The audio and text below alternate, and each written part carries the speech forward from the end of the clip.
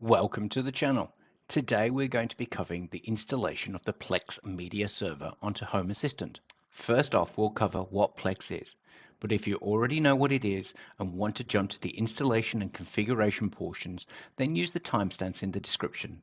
Not all Home Assistant installations can install Plex Media Server. We'll cover what you need, how to install the add-on, followed by the integration, then view these entities on a dashboard, and suggest some user cases on how you can use the data. So let's dive on into the world of Plex and find out what all this cine buzz is all about. Plex is a media aggregator that runs in a client-server architecture. That is to say that there is a server that brings together multiple sources, organizes and labels the media, then serves this up to multiple clients. Now, Plex has the ability to bring in streaming services for indexing and searching, but we'll focus on the local media component for this tutorial. Typically, the server runs on a 24/7 machine that is never turned off. They can access media sources, and the clients can be virtually anything from a phone, a tablet, a TV, or a media streaming box. The clients have a very wide installation base with the Plex app, or even viewed through a browser. This ability to bring content together, index it, and serve it up to multiple clients with a sophisticated search algorithm is one of Plex's secrets to success. Another is Plex's ability to use software and hardware encoding to dynamically compress files so that the bandwidth requirements are very low, meaning you can consume this content literally anywhere in the world that you have an internet connection. Now, if you want totally free, then maybe check out Jellyfin as an alternative. It's an open source, zero cost media aggregator similar to Plex, links in the description. Maybe also consider joining the channel, subscribing, and dinging that bell to be notified when the Jellyfin integration video is released.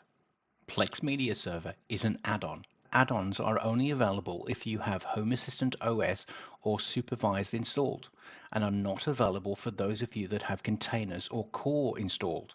For more details on the different types of Home Assistant installation, you can visit the Home Assistant installation page, links in the description.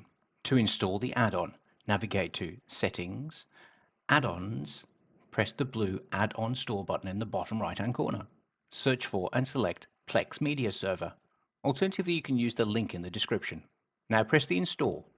Once installed, navigate to the Configuration tab.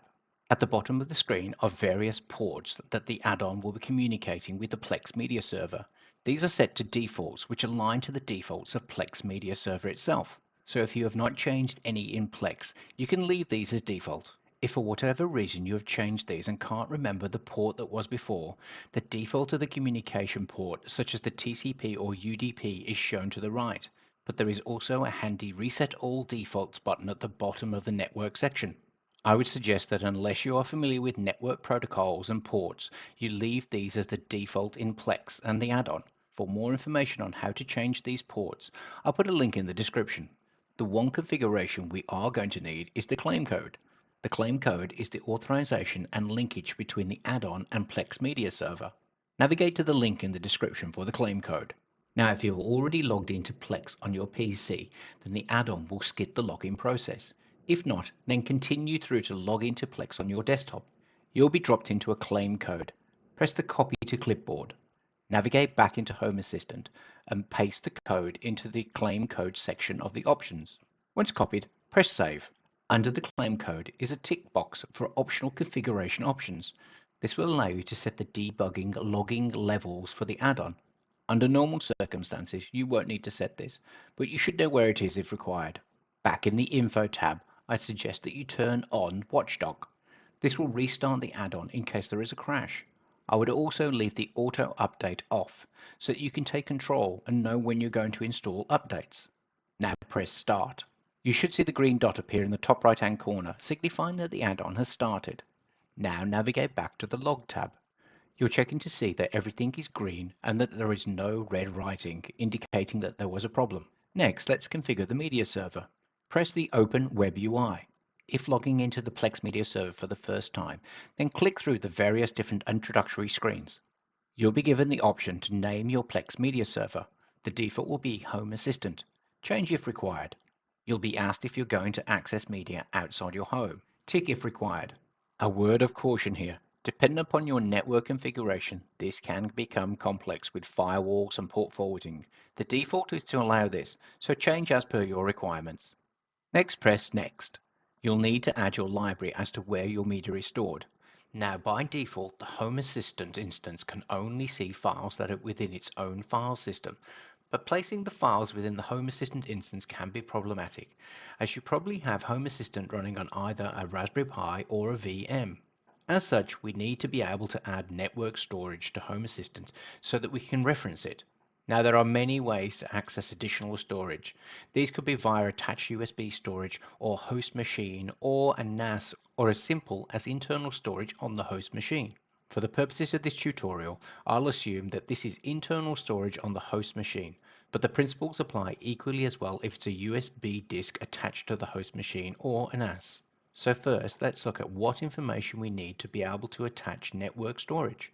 To do this, navigate back to Home Assistant, into Settings, scroll down and into System. Now select Storage. Now press the Add Network Storage. We'll need to provide Home Assistant with the name the storage will be known within Home Assistant, the usage of the network storage. In our case, this will be media, the server that the storage is attached to. In our case, this will be the IP address of the host machine that is running the VM.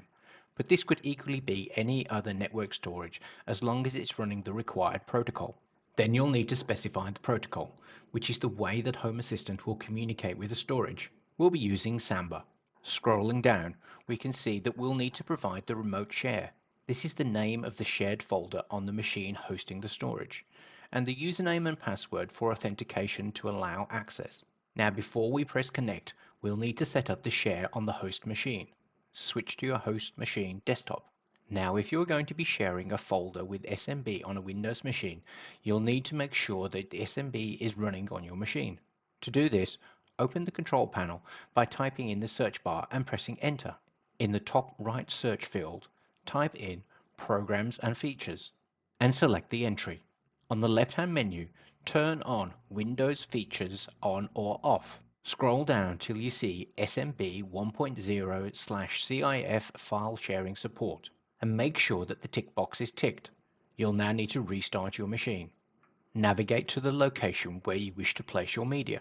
Create a folder for your media, in my case, Plex Music. Right-click on the folder and select Properties. Select Sharing in the top tab. Press the Share button. Now, depending on whom you wish to share the file with, use the drop-down to select the user. Alternatively, you can give access to everyone, but this is not recommended. In my case, my email is the owner, and I'll be using this to authorize permission. Now press Share. A confirmation screen will pop up advising you that the folder has been shared. Now press Done. Now let's validate that the permissions have been set correctly. Press the Security tab. You should now see the email that you granted access to and make sure that it has full control. You can now press Close. In the Remote Share field, replace the entry with the shared folder name. It should be noted this is not the path of the share. Now press Connect. Your shared media should now be linked and available within Home Assistant. Move back into the Plex Media Server add-on. Now press the Add Library. Select the type of media that you will be sharing, in my case, music. Optionally change the name of the share. This is advisable if you are planning on sharing from multiple libraries and you wish to be able to identify which media store they come from. Now press Next. Next, you'll need to specify the media folder. Press the Browse for Media folder. You should now be able to see your shared media folder, in my case, Plex Music. Select it. Now press Add. Optionally, you can go into the Advanced option. Here you can set the scanner, which the system uses to recognize and organize your music. There are two options available, Plex Music and Plex Music Scanner. Plex Music is the default and it recognizes content by inspecting the directory structure and the file names, by reading embedded metadata tags and performing acoustic fingerprints of the tracks. Plex Music Scanner is similar to Plex Music, but is less strict on how the media files are named. It is meant to match as much content as possible for you, but at the same time, it isn't as smart as the normal scanner. Links in the description to the Plex scanners in general for more details. There are also options for importing from iTunes, the visibility of the searches, sorting orders, artistic bio ratings, etc. I'd suggest installing the default and tuning to your specific requirements afterwards. Now press Add Library. A summary of the library setup is shown. Use the pencil to the right to share the name or edit, or use the X to delete the share if required. Now press Next. Now press Done. You'll be dropped into your Plex home screen. You should now be able to see your media displayed. Selecting HB Music from the left menu will show you the content. You can follow the same process for movies, photos, or whatever other media you wish to aggregate. Now that we have one library linked, let me quickly show you how to add additional libraries, as the Plex libraries can be a little daunting sometimes. Press the spanner in the top right-hand corner. On the left-hand side, scroll down until you see Manage.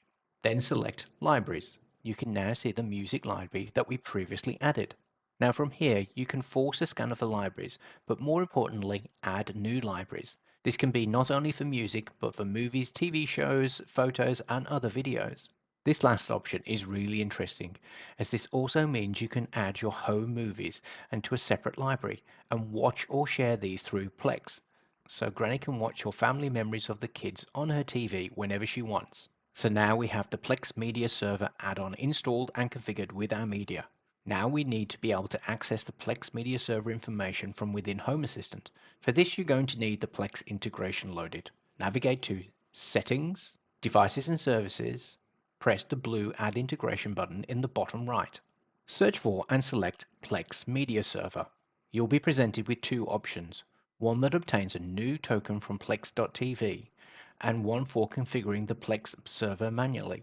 A token is a secure way for the integration to log into your Plex account and is the preferred option. To configure manually requires that you know your Plex server host, the port, and using the communications externally on an SSL certificate if used, and optionally a token. I'll put a link in the description to the documentation if you wish to manually configure, but I would suggest the first option is the preferred. Selecting the Obtain token from Plex TV and press Submit. A security alert will be triggered as Plex does not know your client. Confirm the email address and press Sign In. Once confirmed, the integration will drop you back to Home Assistant. Home Assistant will confirm Plex as a device and optionally set an area. Now press Finish. Now let's see what the integration has brought across. Select the two devices. You should see two devices listed. The first entity is the Home Assistant Plex server, and the second entity is the client that we previously logged into Plex with. Select the Home Assistant entity. In the Sensors section, you will see the Home Assistant one person is watching. That is our client that we logged in previously. Underneath that, you will see a +1 entity not showing. Press this. Now select the entity for the library. Press the cog in the top right-hand corner and select Enable. Now press Update. The entity will be available in up to 30 seconds. Press OK. You will notice that the entity is still grayed out for the 30-second period. Underneath this in the configuration, you can see a scan client. When pressing this button, it will allow you to force a scan of the library. Now let's add these entries to a dashboard. In the Sensors section, press Add to Dashboard. Select your dashboard and press Next. Use the default cards of Add to Dashboard. In the Configuration section, press Add to Dashboard. Select your dashboard and press Next. Select the default card by pressing Add to Dashboard. Now navigate back using the arrow in the top left-hand corner. Now select your Plex Client Services. Now press Add to Dashboard. Select your dashboard and press Next. Now select the default card and press Add to Dashboard. Now navigate to your dashboard. In our dashboard on the left-hand side, we have the Plex Media Server, and on the right-hand side, we have our client. Now let's test it out.